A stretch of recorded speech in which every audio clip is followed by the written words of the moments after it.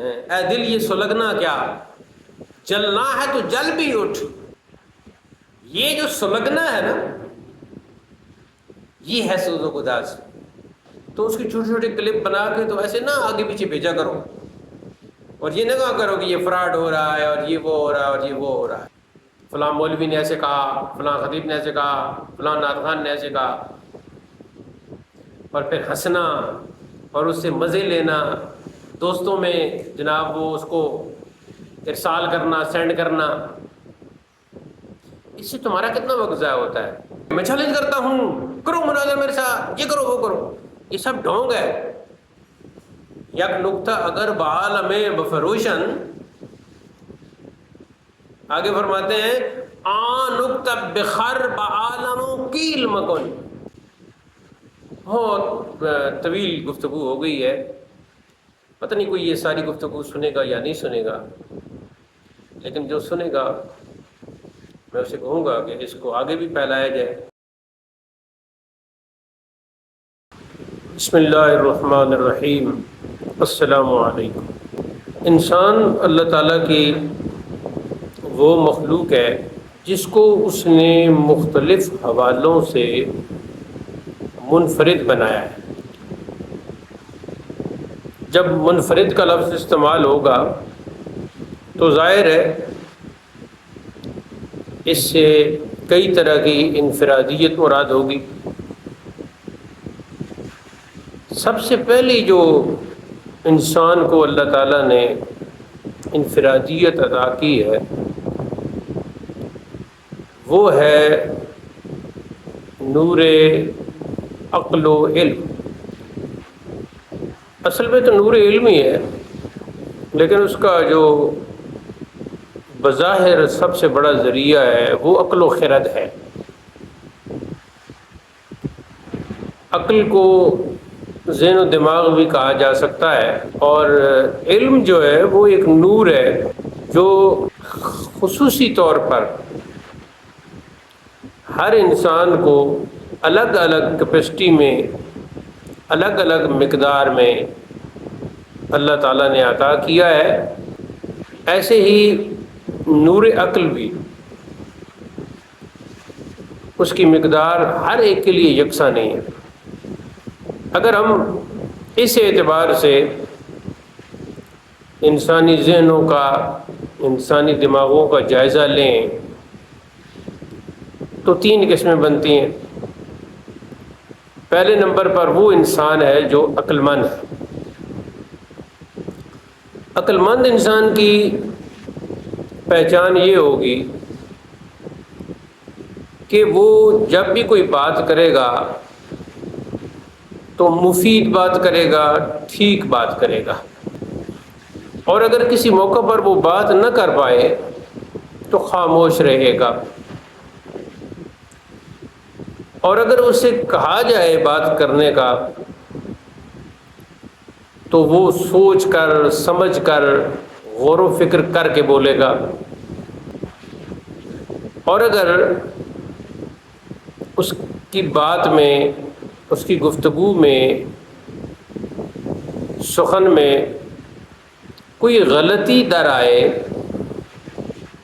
تو وہ اس غلطی کو تسلیم کرے گا۔ دوسری قسم انسان کی ہے احمق، کہ جس کے اندر نور عقل اور نور علم نہیں ہوگا،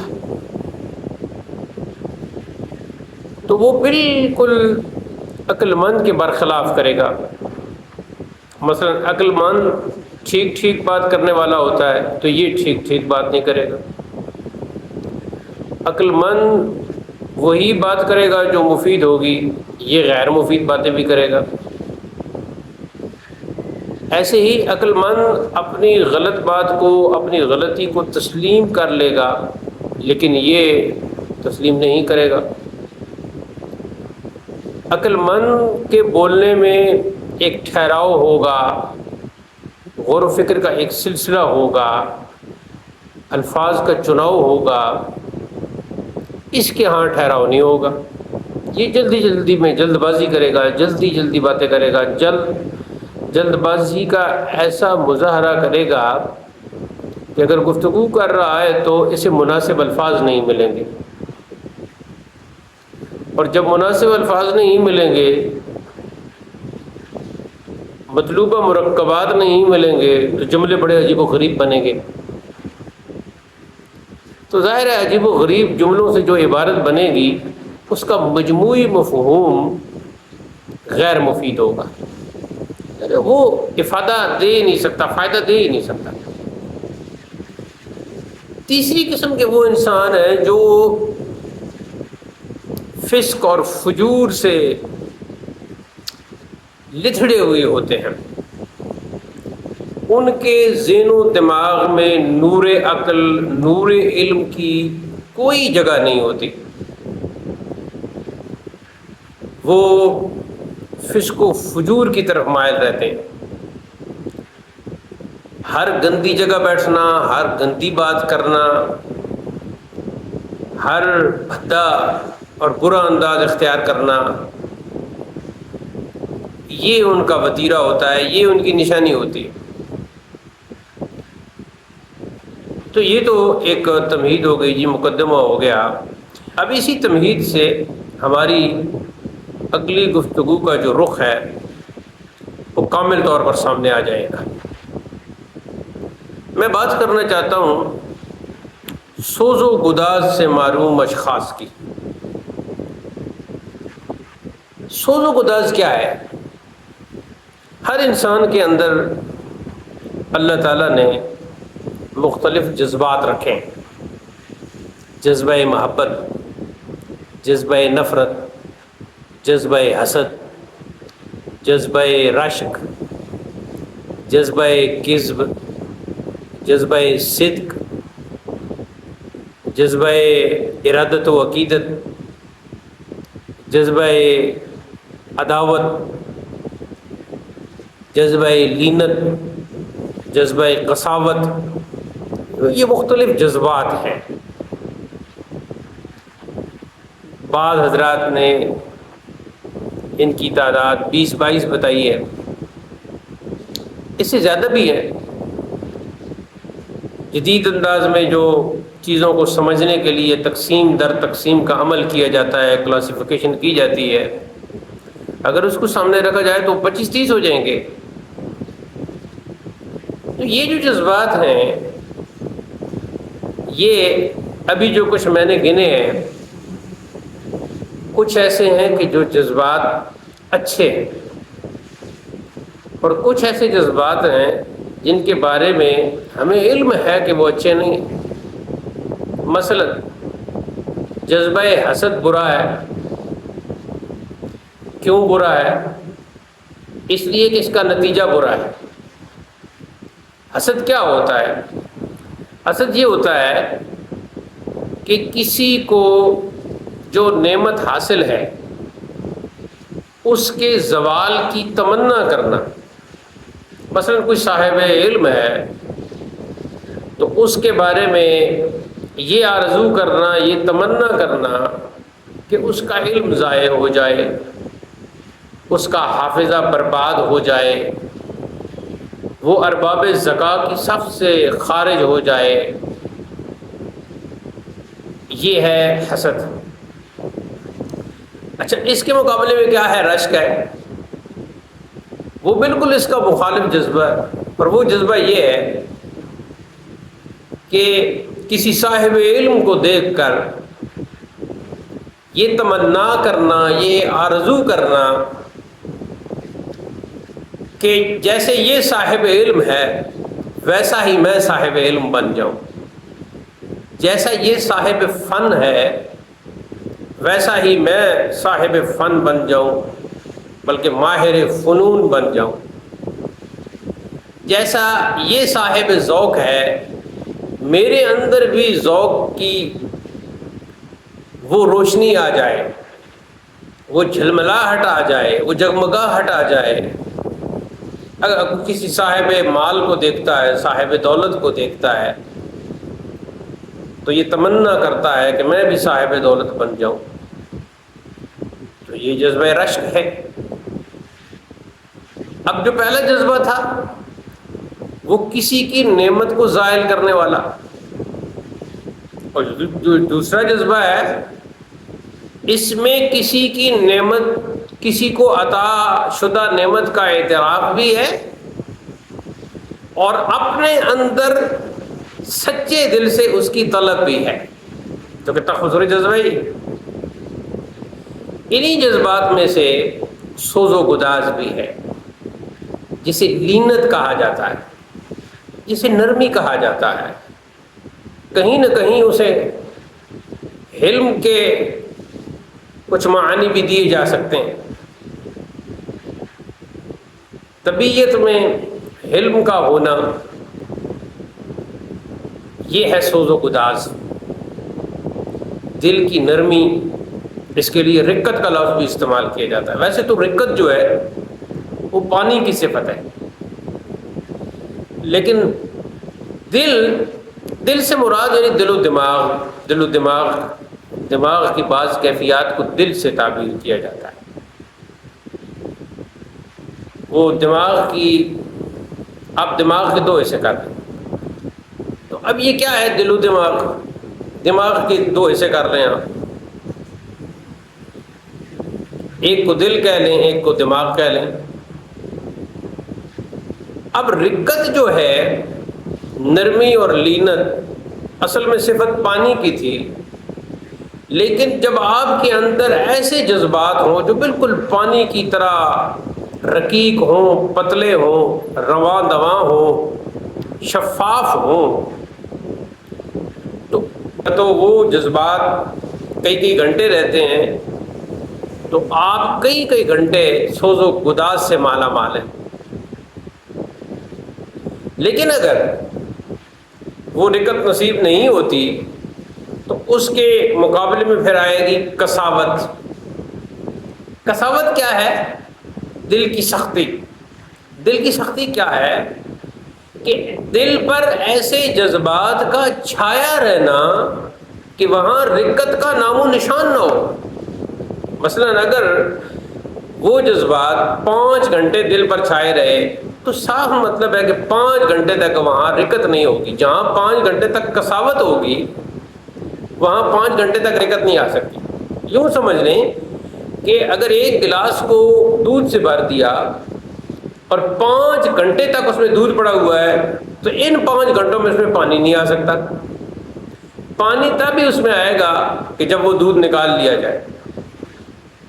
تو جس دل میں قساوت ہو، سختی ہو، قساوت کس کی صفت ہے؟ پتھر کی۔ جیسے رقت صفت ہے پانی کی، ایسے ہی کساوت صفت ہے پتھر کی۔ جب تک دل میں کساوت ہوگی، کساوت کا جذبہ ہوگا، جذبہ کساوت ہوگا، جذبہ رقت وہاں نہیں آ سکتا۔ اور رقت کو فارسی میں کیا کہہ رہے ہیں؟ سوز و گداز، نرمی، لینت۔ تو وہ سوز و گداز نہیں پیدا ہوگا۔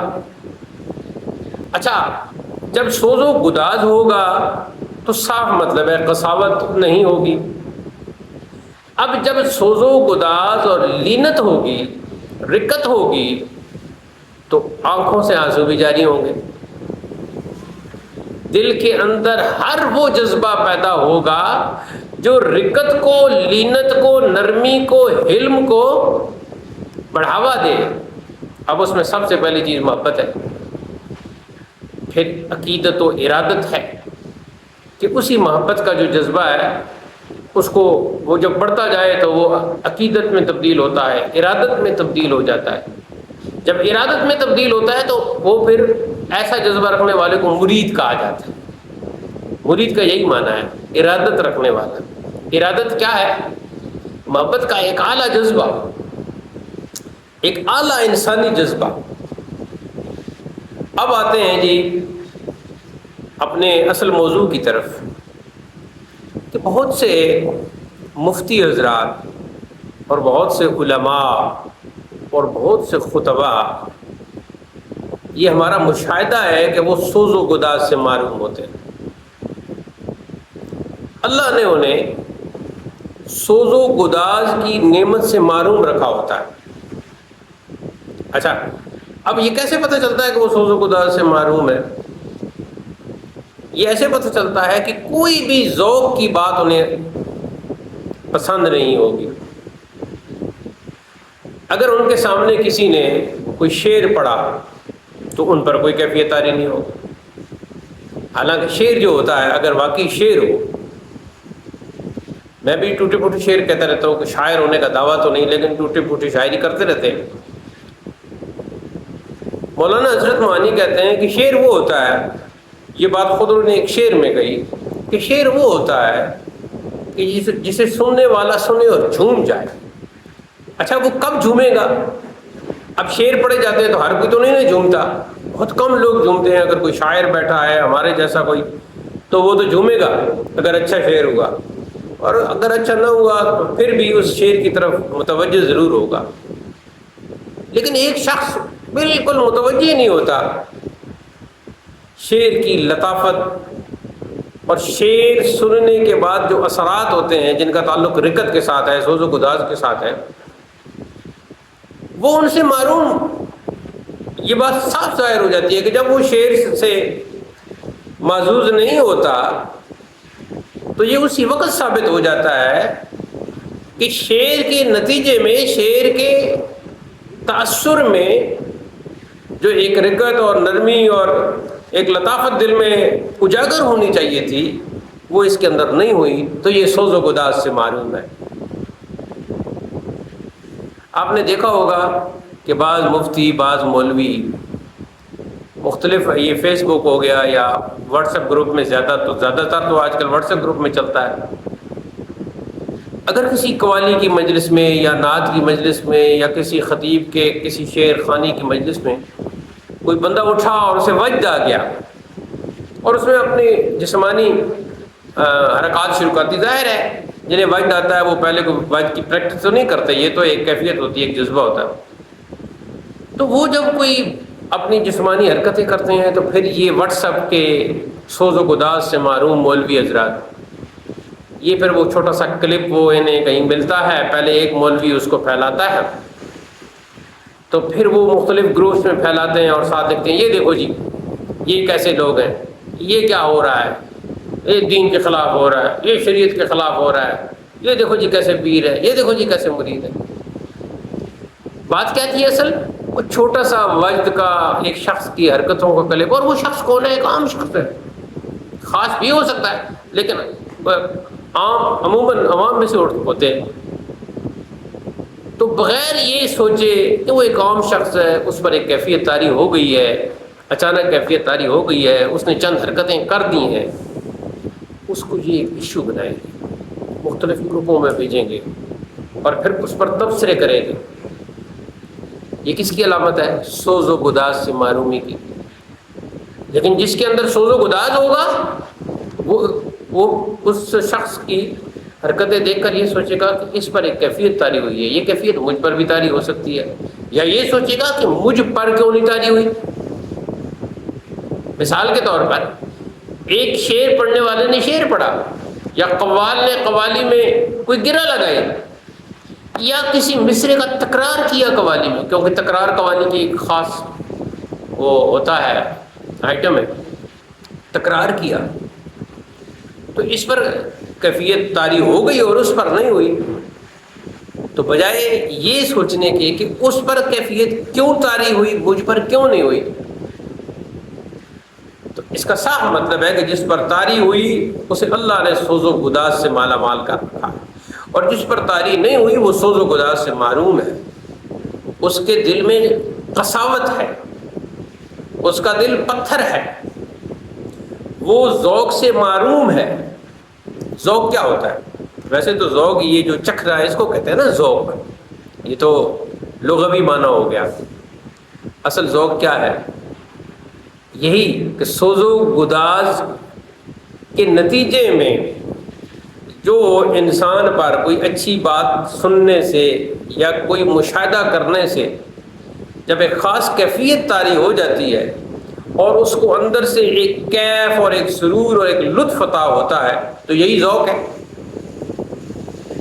مثلا اب کچھ نعت خوان ہوتے ہیں، میں ہر نعت خوان کی تو بات ہی نہیں کر رہا، بہت سے نعت خوان ایسے ہیں جنہیں نعت پڑھنے کے آداب کا ہی نہیں پتہ، ان کلام کا انتخاب بھی نہیں کر سکتے اور آداب کا بھی نہیں پتہ، اور مقاصد بھی ان کے بس کو پیسے بٹورنا ہوتا ہے۔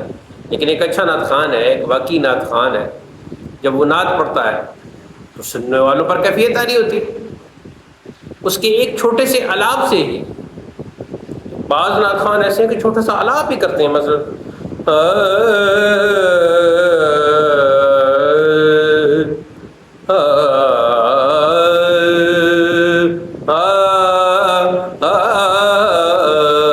چھوٹا سا الاپ کرتے ہیں راگ درباری کا یا راگ جون پوری کا۔ ابھی یہ ادھر ہی میں چلا گیا تھا، تو جو صاحب ذوق ہے اس پر اثر ہوتا ہے، اچھا وہ تھوڑا سا جھوم جاتا ہے۔ اب یہ جو سوز و گداز سے معروم مفتی یا سوز و گداز سے معروم خطیب جو وہاں بیٹھا ہوگا، جو مولوی بیٹھا ہوگا، وہ تعجب میں متعجب ہو جائے گا، تعجب کرنے لگے گا کہ یہ آ سے جھوم رہا ہے۔ سوال یہ نہیں ہے کہ وہ آ سے نہیں جھوم رہا، سوال یہ نہیں ہے کہ وہ آ سے جھوم رہا ہے، یا بات یہ نہیں ہے کہ وہ آ سے جھوم رہا ہے۔ دراصل یہ جو الاپ تھا، اس الاپ کے نتیجے میں پیدا ہونے والا جو تأثر تھا، وہ اس شخص کے اس تأثر سے ٹکرایا جس تأثر سے اس کے جذبہ سوز و گداز میں اضافہ ہوتا ہے، بلکہ پہلے تو اس کا سوز و گداز ابھرتا ہے، پھر اس میں اضافہ پیدا ہوتا ہے۔ تو وہ تو اس کی اپنی ذاتی کیفیت تھی، اس نے وہ تھوڑی سی اس کے الاپ نے اسے مہمیز لگائی، اور وہ پھر اپنی سوز و گداز کی دنیا میں چلا گیا، حالانکہ وہ اس نعت خوان کا نام تک نہیں جانتا ہوگا، اس قوال کو پہچانتا تک نہیں ہوگا، یا کوئی نکتہ کسی نے بیان کیا اور سننے والے نے، وہ عام شخص تھا، سننے والے نے سنا، اس نے کہا واہ کیا کہنے، اس کے ساتھ جو 5 لوگ بیٹھے ہوئے تھے انہوں نے کچھ بھی نہیں کہا۔ تو وہ سوز و گداز سے معروم تھے، وہ اس جذبہ سے معروم تھے۔ کون سا جذبہ؟ جو سوز و گداز سے مالا مال ہوتا ہے، مملوء ہوتا ہے۔ تو میں یہ کہوں گا کہ یہ جو آپ کسی قوالی میں یا کسی نعت خوان کی نعت سن کر کچھ لوگوں کو وجد آ جاتا ہے، وہ جسمانی عجیب حرکتیں کرتے ہیں، ظاہر ہے وہ کوئی انہوں نے کوئی رقص یا ڈانس تو نہیں سیکھا ہوتا کہ وہ بالکل ہر قسم کے اسٹیپ لگائیں گے اور وہ بہت ہی سنک اور بالکل ہی ٹائمنگ کے مطابق الفاظ اور بولوں، قوال کے بولوں یا نعت خوان کے بولوں کے مطابق وہ وجد کریں گے، ایسے تو نہیں ہوگا۔ تو ان کے چھوٹے چھوٹے کلپ بنا کر مت وائرل کیا کرو، بلکہ اللہ سے یہ دعا کیا کرو کہ اللہ آپ کو بھی سوز و گداز سے مالا مال کرے۔ میرا اشارہ بیہودہ لوگوں کی طرف نہیں ہے کہ کوئی بیہودہ لوگ ہوں، ان پر کوئی وجد کی کیفیت نہ طاری ہو اور وہ خواہ مخواہ ویڈیو بنانے کے چکر میں ہوں، اور میں یہ کہوں کہ وہ بڑے صاحبان سوز و گداز ہیں، میں ان کی بات بھی نہیں کر رہا۔ لیکن اگر کوئی شیخ بیٹھا ہے، کوئی پیر بیٹھا ہے، کوئی صاحبزادہ بیٹھا ہے، ظاہر ہے صاحبزادے سارے پیر تو نہیں ہوتے، لیکن کسی پیر کے صاحبزادے ہوتے ہیں، اس کی گدی پہ بیٹھے ہوتے ہیں، کچھ تو ان کے اندر ہوتا ہے، وگرنہ اللہ اس کی جگہ اگر اس کے اندر کچھ نہ ہو اور وہ اب وہاں بیٹھنے کے قابل نہ ہو تو اللہ اس کی جگہ آپ کو کیوں نہیں بٹھاتا؟ نہیں، اللہ نے وہاں اس کو بٹھایا ہوا ہے، تو اللہ کے بھی تو اپنے ارادے ہیں نا، اس کی اپنی حکمتیں۔ تو ایسے بالکل نہیں کرنا چاہیے، اپنے اندر سوز و گداز کی کیفیت پیدا کر، اللہ تعالیٰ سے سوز و گداز مانگنا چاہیے، دل جو ہے وہ اس کے اندر ذوق ہونا چاہیے۔ یہ ذوق اور سوز و گداز ہی آپ کو عبادت کا لطف دیتا ہے۔ اچھا، لوگوں کو یہ منع کرنے والے مفتی حضرات، مولوی حضرات، ان سے خود آپ پوچھیں کہ ان کی نماز کیسی ہوتی ہے، پتہ نہیں کیا کیا اس نماز میں سوچتے ہیں، کچھ تو خود بھی بتاتے رہتے ہیں۔ تو اس لیے کہ انہیں عبادت کا لطف نہیں آتا، ٹکرے مار لیتے ہیں، قیام بھی کر لیا، رکوع بھی کر لیا، سجدہ بھی کر لیا، التحیات بھی بیٹھ گئے، سلام بھی پھیر دیا، دعا کے لیے ہاتھ بھی اٹھا لیے، مگر لطف نہیں آیا، کیف نہیں آیا، سرور نہیں آیا، اس لیے کہ سوز و گداز کی وہ کیفیت، رقت، لینت جو ایک جذبہ صادقہ اور جذبہ عالیہ ہوتا ہے اس سے معلوم ہے۔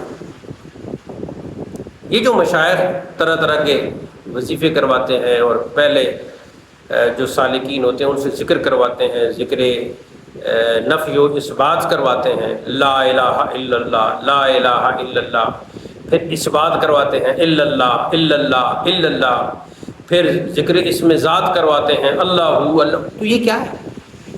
یہ وہ سوز و گداز پیدا کرنے کے لیے ہے۔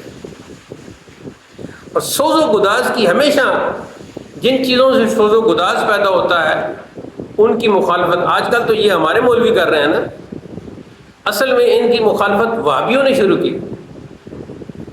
یہ وہابی طبقہ جو اللہ نے پیدا کیا، یہ اسی لیے طبقہ پیدا کیا کہ یہ سوز و گداز سے محروم ہے، تو ہر چیز کی اللہ نے ایک ضد رکھی ہے کہ جب تک وہ ضد سامنے نہیں ہوتی تو اس چیز کا ادراک کامل طور پر نہیں ہوتا۔ دن کا ادراک کامل طور پر نہیں ہو سکتا اگر اس کی ضد رات نہ ہو۔ ایسے ہی علم جو ہے اس کا ادراک کامل طور پر نہیں ہو سکتا جب تک کہ اس کے مقابلے میں جہل نہ ہو، جہالت نہ ہو۔ ایسے ہی سوز و گداز اللہ کا ادراک نہیں ہو سکتا جب تک کہ مقابلے میں قساوت قلبی رکھنے والے اور سوز و گداز سے محروم لوگ نہ ہوں۔ یہ جو نعت خوانی ہے یہ کیوں شروع کی گئی؟ یہ کیوں ہمارے علماء و مشائخ نے شروع کی؟ یہ سوز و گداز پیدا کرنے کے لیے۔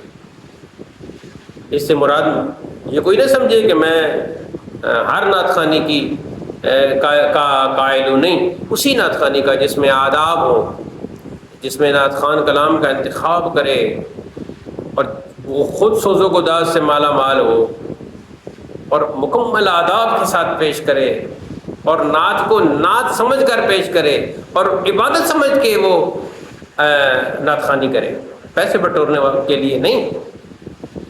پیسے تو پھر اہل ذوق دیتے ہیں، جس کے نصیب میں اللہ نے جتنا رکھا ہے وہ اس کو ملتا ہے، جس سے دلانا ہے دلا کے رہتا ہے۔ اگر مجھے اللہ نے کسی سے دلانا ہے تو اس کی کیا ضرورت ہے کہ وہ مجھے نہ دے؟ تو یہ چیزیں اچھا، اس سے پھر بہت انتشار پیدا ہو۔ یہ چھوٹے چھوٹے جو کلپ بنا کے یہ مولوی حضرات اور ان کے چیلے آگے جب پھیلاتے ہیں نا تو اس سے پھر بہت نقصان ہوتا ہے۔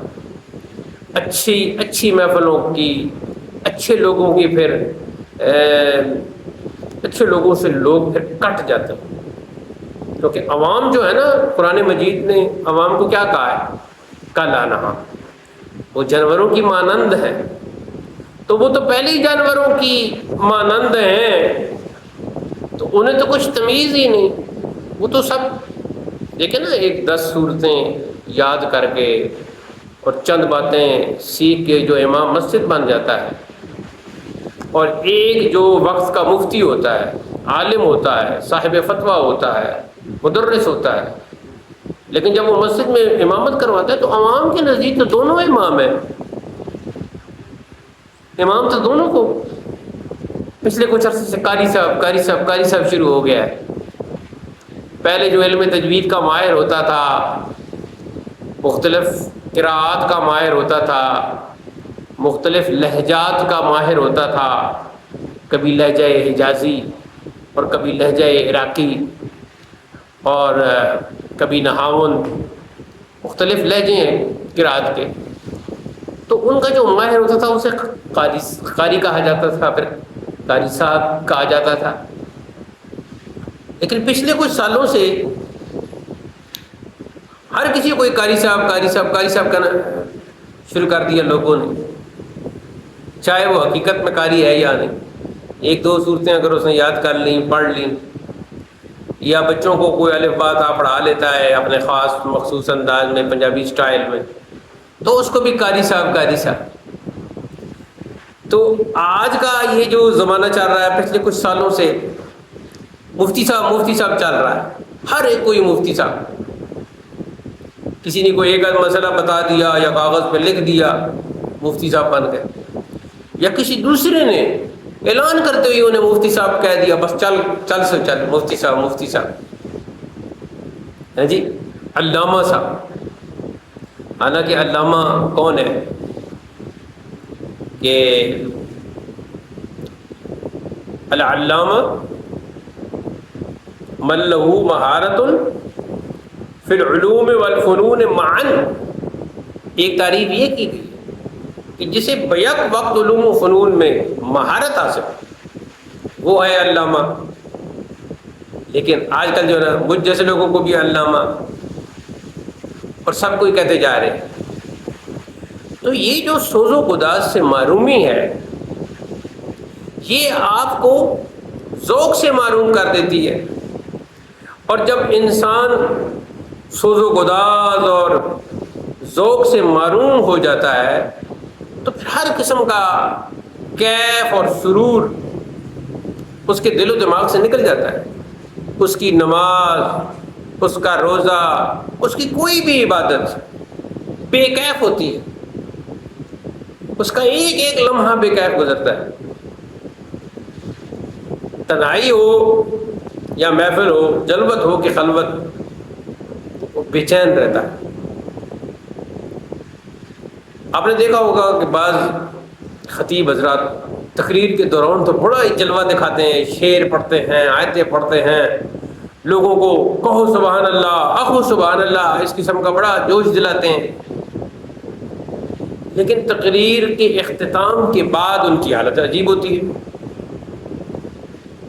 خود سوچ میں پڑ جاتے ہیں کہ میں یہ کیا کہتا رہا ہوں، پتہ نہیں ساری باتیں میں نے ٹھیک کی ہیں یا نہیں ٹھیک کی، اور عجیب سا وہ محسوس کرتا ہے۔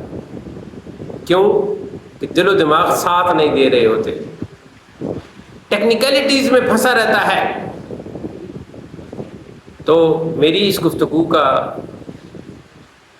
خلاصہ آپ سمجھ لیں، وہ یہ ہے کہ اپنے اندر سوز و گداز پیدا کریں،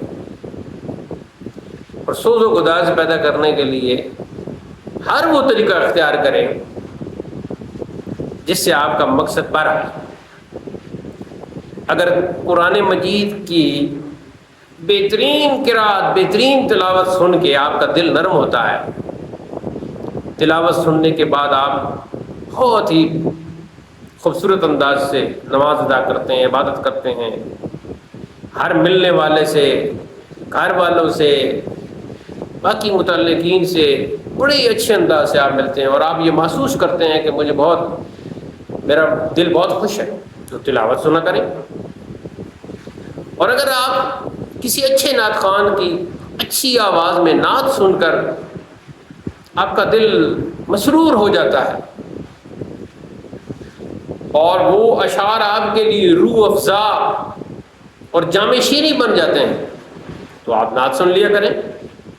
کیا نعت سننے کے لیے یہ ضروری ہے کہ وہ 100-200 بندہ بیٹھا ہو اور آپ ان کے اندر بیٹھے ہوں اور پھر آپ سنیں گے؟ اپنے موبائل میں آپ کی جو ریکارڈنگ ہے وہ سنیں، کوئی ٹیپ ریکارڈر پرانا پڑا ہے اس میں کیسٹ ڈال کے وہ سنیں، کبھی اعظم چشتی کو سن لیں، کبھی اور محمد علی ظہوری، عبدالستار نیازی، اس طرح کے جو پرانے گزرے ہیں ان کو سن لیں، قاری زبید رسول۔ اور اگر مشائخ کے ملفوظات کا مطالعہ کرتے وقت آپ کے آنسو جاری ہو جاتے، جب مشائخ کی، اولیاء اللہ کی جب آپ حیات کا مطالعہ کرتے ہیں، ان کے حالات پڑھتے ہیں، تو وہاں پر بہت ہی عجیب و غریب کیفیت طاری ہو جاتی ہے، آنکھیں جو ہیں وہ اشک برساتی ہیں۔ تو آپ مشائخ کے ملفوظات کے لیے ایک وقت رکھیں، وہ مطالعہ کیا کریں۔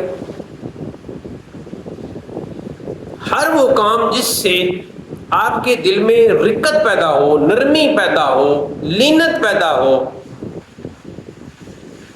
وہ کام آپ کریں گے تو آپ اپنے دل میں سوز و گداز کا ایک بہت بڑا خزانہ، ایک بہت بڑا ذخیرہ جمع کر لیں گے۔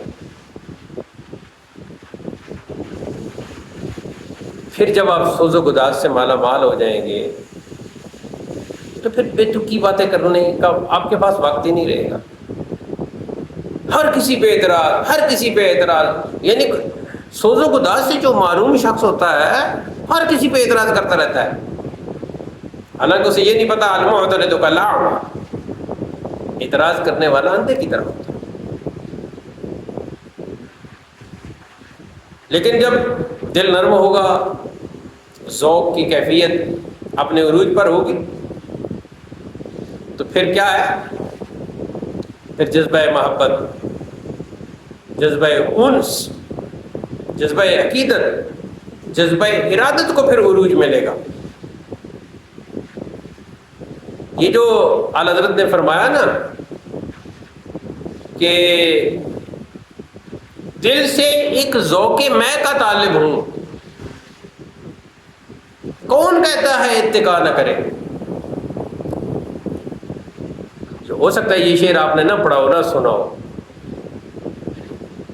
فرماتے ہیں کہ میں، یہ جو میرا دل ہے، میں اس دل کو یہ تو نہیں کہتا کہ تو متقی نہ بن، صفت اتقا سے متصف نہ ہو، اپنے اندر تقوی، پرہیزگاری، آلائشوں سے، پرہیزگاری کیا ہے؟ آلائشوں سے اپنے آپ دور رہنا۔ آلائش کیا ہوتی ہے؟ جیسے آپ رستے میں گزر رہے ہوں اور کیچڑ ہو، اور وہ کسی وجہ سے کیچڑ جو ہے وہ اڑ کر آپ کے کپڑوں سے چمٹ جائے تو یہ ہے آلائش۔ تو دل اپنے آپ کو آلائشوں سے بچائے، تقوی اختیار کرے، اپنے آپ کو پاک اور صاف کرے۔ ضرور کرے، میں دل کو منع نہیں کرتا، لیکن میں اس سے یہ کہتا ہوں دل سے ایک ذوق میں کا طالب ہوں۔ ذوق میں مرکب اضافی ہے، اور اس میں جو اضافت ہے وہ اضافت تشبیہی ہے۔ اضافت کی بہت ساری قسمیں ہیں، ان میں ایک اضافت ہے اضافت تشبیہی۔ تو یہاں مطلب ہے وہ ذوق جو میں کی طرح ہو، یعنی ذوق مانند میں۔ تو کہہ رہے ہیں کہ میں اس دل سے بس ایک ہی ڈیمانڈ کرتا ہوں کہ تمہارے اندر ذوق کی کیفیت پیدا ہونی چاہیے، شراب ذوق تمہارے جام میں آنی چاہیے، کبھی کبھی ذوق کا مظاہرہ بھی کیا کر۔ باقی ٹھیک ہے، تو اپنے آپ کو آلائشوں میں پاک کرنے میں لگا رہے، متقی بنتا رہے، صفت اتقا سے اپنے آپ کو متصف کرتا رہے، لیکن کبھی کبھی ذوق کا مظاہرہ بھی کیا کر، یعنی اپنے اندر سوز و گداز کی کیفیت کو بھرپور انداز میں پیدا کیا کر۔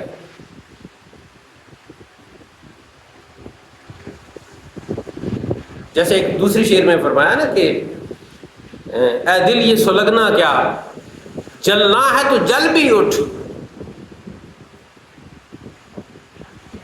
یہ جو سلگنا ہے نا، یہ ہے سوز و گداز۔ تو وہ یہ نہیں کہتے کہ تو فوراً جل جا، وہ یہ کہہ رہے ہیں کہ سوز و گداز کی اتنی کیفیت مجھ پہ طاری ہو جاتی ہے کہ میری پھر طاقت سے باہر ہونا شروع ہو جاتی ہے۔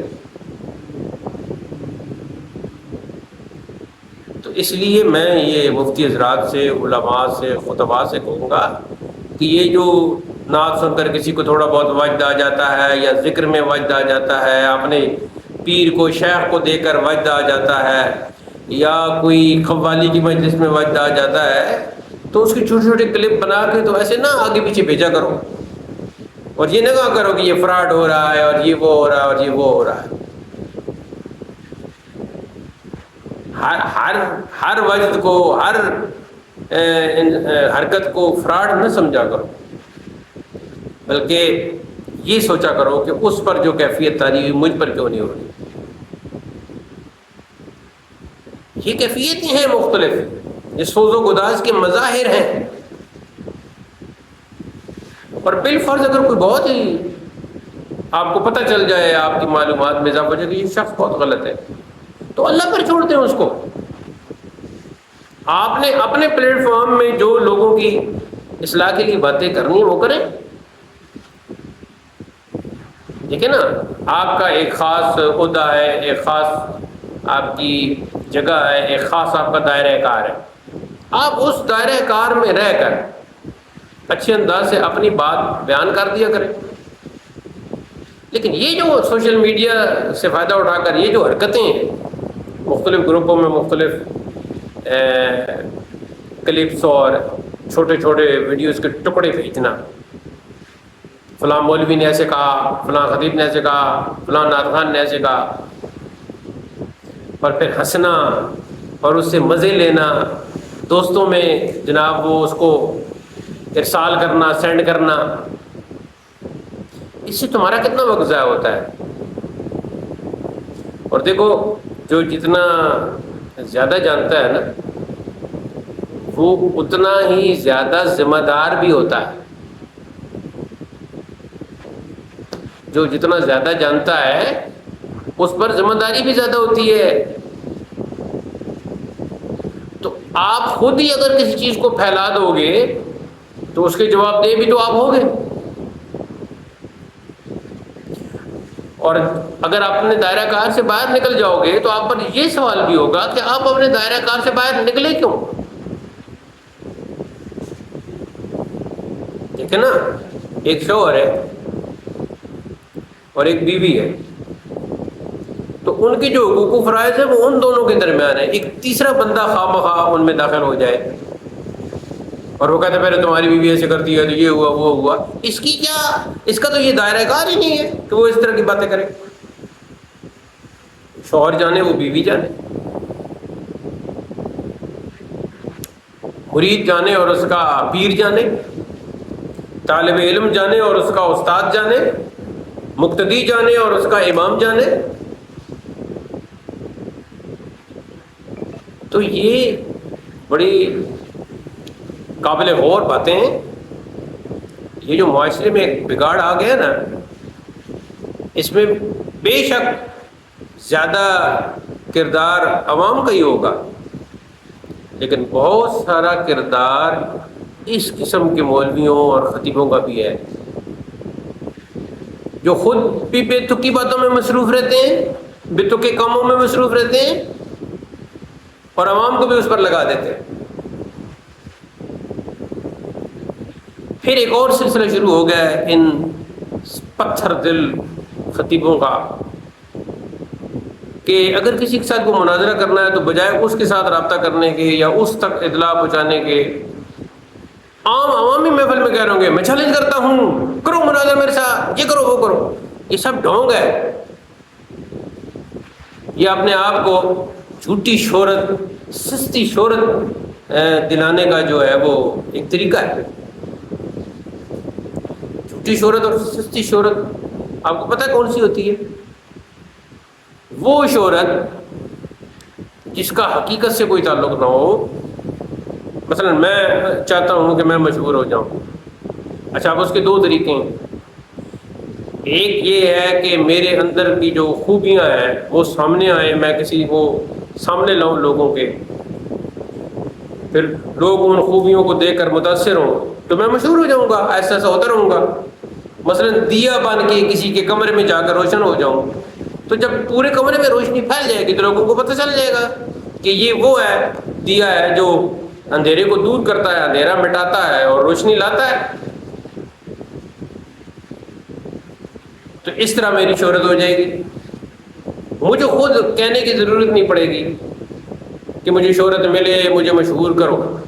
میں تو دیا کی طرح ایک جگہ بیٹھ جاؤں گا، جب سب لوگ دیکھ لیں گے کہ بھائی یہ تو روشنی دے رہا ہے، خود بخود وہ مشہور کریں گے مجھے۔ ہر جگہ وہ کہیں گے کہ یہ دیا جو ہوتا ہے وہ روشنی پھیلاتا ہے، اندھیرے مٹاتا ہے، اور یہ دیا ہے. لیکن جن کے پاس اندر کی صلاحیتیں نہیں ہوتی، خوبیاں نہیں ہوتی، خوبیوں سے معروم ہوتے ہیں، وہ پھر شہرت حاصل کرنے کے لیے ہتھ کنڈے استعمال کرتے ہیں. چھوٹے چھوٹے ہتھ کنڈے اور بڑے بڑے ہتھ کنڈے. مثلا مہنگی گھڑی پہن لینا اور لوگوں کو دکھانا، تاکہ 4 بندوں میں مشہور ہو جاؤ، سب کہیں کہ دیکھو جی کتنی مہنگی گھڑی پہنی ہوئی ہے. مہنگا موبائل ہاتھ میں رکھنا، لوگوں کو دکھانا، تاکہ 4 بندوں میں میری شہرت ہو جائے کہ میرے پاس بہت ہی بڑا مہنگا موبائل ہے. آج کل 4 لاکھ کے 5 لاکھ کے موبائل ہے، اور بہت ہی مہنگے کپڑے پہننا. تو یہ شہرت حاصل کرنے کے، مشہور ہونے کے ہتھ کنڈے.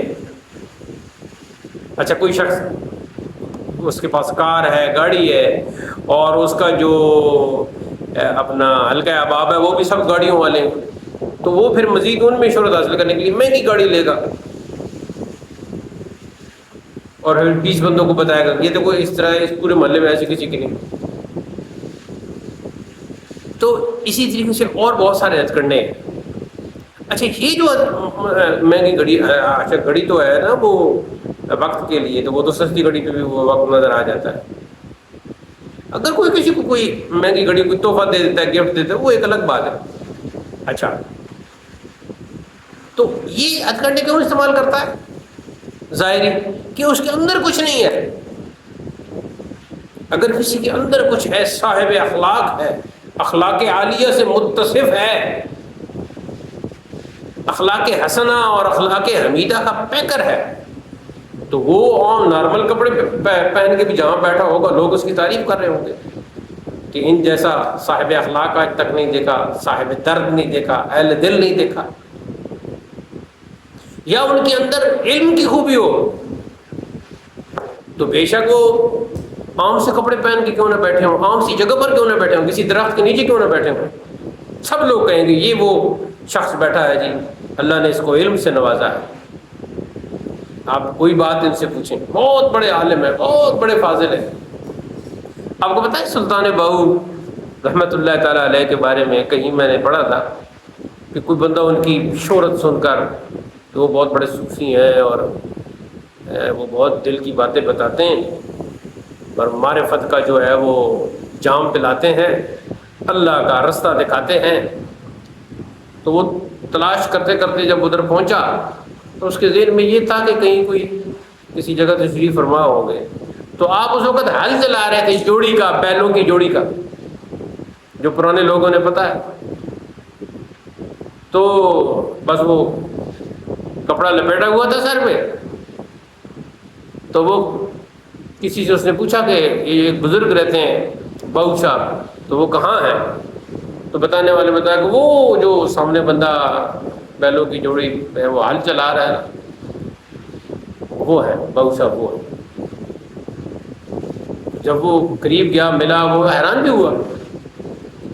تو آپ نے فرمایا کہ کیا پوچھنا چاہتے ہیں، کس کام کے لیے آئے، خیریت ہے؟ تو انہوں نے جو بھی بات کرنی تھی انہوں نے کی. اس دوران آپ نے یہ بھی فرمایا کہ میں ویسے تو مصروف ہوں آپ کے سامنے، میں حل چلا رہا ہوں، لیکن آپ جو بات کرنا چاہتے ہیں کریں، میں آپ کو جواب دیتا ہوں. تو وہاں حل چلاتے چلاتے وہ ان کے مسائل حل کر دی.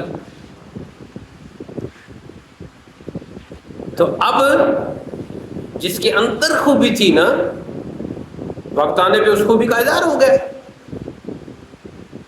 اور وہ خوبی اندر تھی تو خود بخود وہ لوگوں کے اندر مشہور بھی ہو گئی. اچھا پھر لوگوں نے یہ جو سستی شہرت اور فیم اور یہ جھوٹا یہ حاصل کرنے کے لیے ہتھ کنڈے استعمال کرتے ہیں، تو سمجھتے ہیں کہ ہم معزز ٹھہریں گے. اور کچھ تو انسان کے اندر حیا کی کیفیت بھی ہونی چاہیے. شہرت اور عزت دونوں میں زمین آسمان کا فرق ہے. محمد خان ڈاکو، میرے خیال میں یہ سندھ کی سائڈ کا تھا، کتنا وہ مشہور تھا، آج بھی اس کا نام لیا جا رہا ہے. مشہور تو تھا، شہرت تو اسے حاصل تھی، لیکن کیا عزت تھی؟ قطعاً نہیں. ایسی کتنے لوگ مشہور ہیں، بدنام جو ہوں گے تو کیا نام نہ ہوگا. تو اس لیے ہر بندے کو اپنے اندر ذوق کی کیفیت تو پیدا کرنی چاہیے، لیکن علماء حضرات اور یہ جو خطباء حضرات ہیں، یہ ان کو اس لیے میں ان کی خدمت میں التماس کر رہا ہوں کہ آپ معاشرہ تعمیر کرنے والے ہیں. تو جب تعمیر کرنے والا اس سوز و گداز سے معروم ہوگا، خود اس کی تربیت نہیں ہوگی، تو وہ دوسروں کی تربیت کیا کرے گا؟ یہ سوشل میڈیا بہت بڑا امتحان ہے. سوشل میڈیا کا قطعاً یہ مطلب نہیں ہے کہ چھوٹے چھوٹے کلپ بناؤ اور جناب وہ پوسٹ کرتے جاؤ اور بس، اور پھر ہنس ہنس کے لوگوں کو بتاؤ آج میں نے یہ کلپ بنایا ہے تو آج میں نے فلاں کے خلاف کیا ہے، تو آج میں نے فلاں کے خلاف بات کی ہے، تو فلاں کے خلاف بات کروں گا. پچھلے کچھ عرصے سے جو ہے نا وہ پگڑیاں باندھ کے بڑی بڑی اور لوگ جناب مائک پہ بیٹھے ہوتے ہیں، میں چیلنج کرتا ہوں، میں یہ کرتا ہوں، میں وہ کرتا ہوں. حقیقت یہ ہے کہ علم کی دنیا سے ان کا کوئی تعلق نہیں ہوتا. کوئی وہ نصف پاؤ کچھ پڑھ لیا ہوتا ہے کسی زمانے میں اچھے وقتوں میں، تو اس کو بیچ رہے ہوتے، نہ عبارت خوانی، نہ لفظوں کے معنی سے کوئی آگاہی. اور جب کوئی کسی صاحب علم کے سامنے بیٹھتے ہیں تو پھر کچھ بھی نہیں. زمین جنبد نہ جنبد گل محمد، پھر کچھ بھی نہیں ہوتا، منہ بند. تو یہ مشائخ نے جو خانقاہیں شروع کی تھیں، آج کل جاہل لوگ کہتے ہیں نا کہ یہ جی کوئی تصوف نہیں اور کوئی خانقاہ نہیں اور یہ کوئی اسلام میں نہیں، حالانکہ وہ جاہل لوگ ہیں. یہ خانقاہیں جو مشائخ نے شروع کی اسی تربیت کے لیے شروع کی، یہی نکتے بتانے کے لیے شروع کی. اس طرح کے نکتے آج بتانے والے، میں یہ نہیں کہتا کہ نہیں رہے، لیکن بہت کم رہ گئے. ہر روز ہی سیکھنا پڑتا ہے، تب بات بنتی ہے. اے طالب علم ترک تحصیل مکن، مشائخ تو یہ فرماتے ہیں، اے طالب علم ترک تحصیل مکن، اے علم کے متلاشی کچھ نہ کچھ حاصل کرنا یہ کبھی نہ چھوڑنا، کچھ نہ کچھ حاصل کرتا رہے.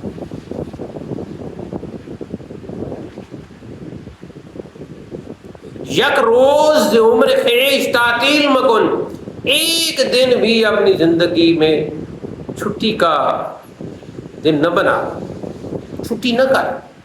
ویسے بھی کہتے ہیں نا اس کو چھٹی نہ ملی جس نے سبق یاد کیا. یک روز عمر خیش تعطیل مکن. آگے فرماتے ہیں یک نکتہ اگر بعالم بفروشن، اگر کام کی بات کوئی نکتہ وہ پورے ایک جہان کی قیمت پر وہ بیچیں، یعنی وہ کہیں کہ یہ نکتہ ہم آپ کو بتائیں گے، یہ نکتہ عرفان، یہ نکتہ معرفت، یہ گر، نکتہ کا معنی ہے گر، یہ گر ہم آپ کو سکھائیں گے، لیکن اس کے بدلے میں پوری ایک دنیا اس کی قیمت میں آپ نے دینی ہوگی. یک نکتہ اگر بعالم بفروشن، آگے فرماتے ہیں آ نکتہ بخر بعالم قیل مکن، تو وہ نکتہ ایک پورا جہان دے کے خرید لے اور کیل و کال اور جھگڑا اور کسی قسم کی کوئی بحث تکرار نہ کر. انہیں یہ مت کہے کہ جناب یہ تو ایک نکتہ تھا اور اس کی قیمت آپ نے پورا جہان لگا دیا. ایسی کوئی کیل و کال، کوئی بحث، کوئی ان سے کوئی تکرار نہ کرنا، بس وہ نکتہ خریدنا اور اس کو غنیمت سمجھنا. تو جب ہماری اپنی تربیت ہی نہیں ہوگی، ہم خود ہی عجیب و غریب کلپ بنا بنا کے آگے پیچھے پھیلائیں گے، عوام کو بھی اس پر لگائیں گے، کبھی کسی نعت خوان کی مذمت کریں گے، اس کی تذلیل کریں گے، کبھی کسی خطیب کی تذلیل کریں گے، کبھی کسی پیر کی تذلیل کریں گے، کبھی کسی صاحبزادے کو برا بھلا کہیں گے، تو اس کا تو بہت نقصان ہوگا۔ پھر اس کا نقصان، پہلا نقصان تو ان مولویوں کو، ان خطیبوں کو یہ ہوتا ہے نا کہ پھر ان کی مخالفت بھی شروع ہو جاتی ہے۔ یہ جن کی کا مذاق اڑا رہے ہوتے ہیں نا، یہ مولوی جن کا مذاق اڑا رہے ہوتے ہیں مختلف انداز سے، پھر وہ لوگ مختلف طریقے سے آگے ان کا مذاق اڑاتے ہیں، پھر وہ زبانیں تان دراز کرتے ہیں۔ پھر آپ کو پتہ ہے عوامی زبان کیسی ہوتی ہے، بازاری زبان کیسی ہوتی ہے، پھر وہ بازاری زبان استعمال کر کے ان خطیبوں کو جواب دیتے ہیں۔ پھر اس میں جو ہے نا کہتے ہیں کہ خشک لکڑیاں جب جل رہی ہوتی ہیں تو اس میں اگر کوئی تارا آ جائے تو وہ بھی پھر ساتھ جلتی ہے۔ پھر جو اچھے ہوتے ہیں ان کو بھی گالیاں پڑتی ہیں، ان پر بھی زبانیں تان دراز ہوتی ہے۔ اس لیے ہمیں اپنا جائزہ لینا چاہیے۔ اس ساری گفتگو میں شروع سے لے کر آخر تک میں یہ نہیں ثابت کرنا چاہتا کہ میں بالکل ٹھیک ہوں اور بہت ہی تربیت یافتہ ہوں اور میرے اندر کوئی کمی نہیں، کوئی کوتاہی نہیں کرتا۔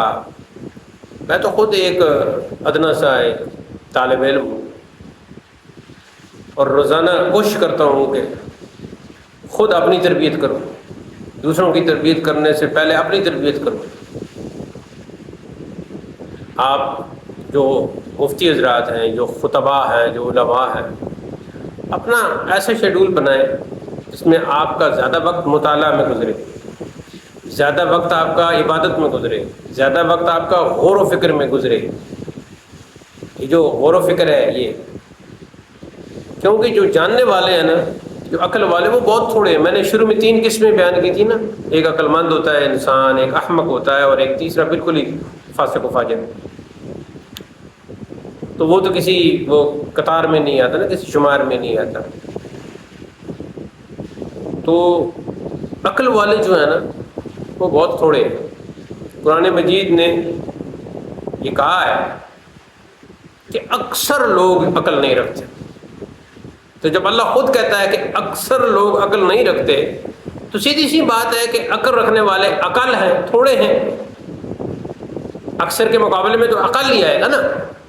تو جب اللہ جس نے پیدا کیا ہے وہ خود کہہ رہا ہے کہ اکثر لوگ علم والے نہیں ہیں، تو نتیجہ کیا نکلا کہ اکثر لوگ جہل اور جہالت والے۔ تو جو عقل والے ہیں، جن کو اللہ نے صاحبان عقل میں پیدا کیا ہے، انہیں رکھا ہے، انہیں چاہیے کہ وہ روز کی بنیاد پر اپنے آپ کو نور عقل سے روشن کریں۔ بہت طویل گفتگو ہو گئی ہے، پتہ نہیں کوئی یہ ساری گفتگو سنے گا یا نہیں سنے گا، لیکن جو سنے گا میں اسے کہوں گا کہ اس کو آگے بھی پھیلایا جائے، اور اپنے لیے بھی دعا کی جائے، اور اس خاکسار کے لیے بھی دعا کی جائے۔ اللہ تعالی ہمارے اندر سوز و گداز پیدا کرے، اور تاکہ ہم حضرت امیر مینائی قادری کا یہ شعر حقیقتاً پڑھ سکیں کہ خنجر چلے کسی پہ تڑپتے ہیں ہم امیر، سارے جہاں کا درد ہمارے جگر میں ہے۔ السلام علیکم ورحمۃ اللہ۔